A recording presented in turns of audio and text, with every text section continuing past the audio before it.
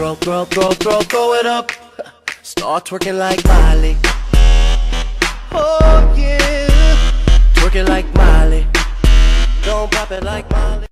Coucou, comment allez-vous? J'espère que vous allez bien. Ça fait bien longtemps que je vous ai pas fait de scrap. Donc c'est parti aujourd'hui. Je vais vous présenter un mini album que j'ai fait d'après un tuto de la chaîne Selma Scrap. En fait, elle a une page Facebook, elle a un Pinterest, elle a quoi encore?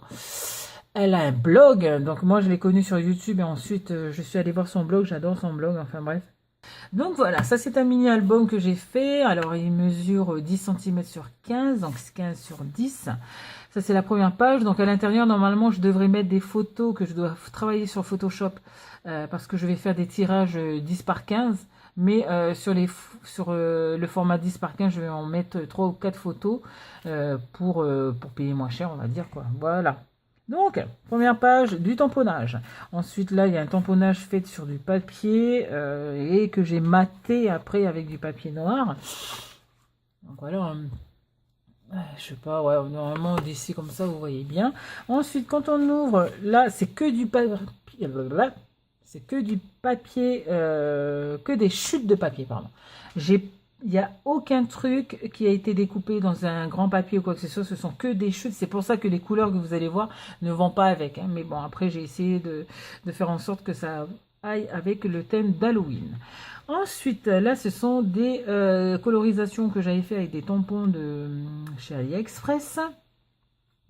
Ici, vous avez un tamponnage plus des taches faites à la distress. Là, vous avez un sentiment qui est collé, recollé, ce qui fait un truc en 3D. Voilà. Ensuite, ici, vous avez une petite pochette avec soit je fais un journaling, soit une petite photo, mais on verra bien. J'espère bien trouver une petite photo. On va dire ça. Donc, voilà. Avec le chapeau de sorcière que je viens de recevoir de chez AliExpress, ce sont des tampons. Ensuite, ici, alors ça c'est chouette, c'est le papier de chez Action de la dernière collection. Je vais vous faire montrer, c'est le Basic Vintage, donc c'est celui-là. Le papier, il est trop beau, il est trop magnifique, franchement. J'en ai pris 3, pour la peine, voilà, j'en ai pris 3 albums pareils, donc celui-là. Parce que je l'adore, le papier est facile à travailler sur tous les thèmes que l'on a envie, donc voilà. Donc j'ai fait des petites taches de distress aussi, ça. Ouais, c'est du distress aussi, des petites taches. Ensuite, quand on ouvre, je mettrai une photo de mon mari et moi quand on a été déguisés. Donc j'espère vous le refaire montrer avec les photos. Aujourd'hui ou demain, je devrais travailler sur les photos sur Photoshop, donc on verra bien. Donc les tampons viennent de chez AliExpress. Ensuite, la petite sorcière. Donc, cette sorcière elle est vachement connue puisque voilà, elle est vendue sur AliExpress, mais bon, c'est une copie, on va dire. Ensuite, vous avez plein de petits fantômes et tout. J'adore. J'adore cette collection-là, toujours AliExpress. Voilà.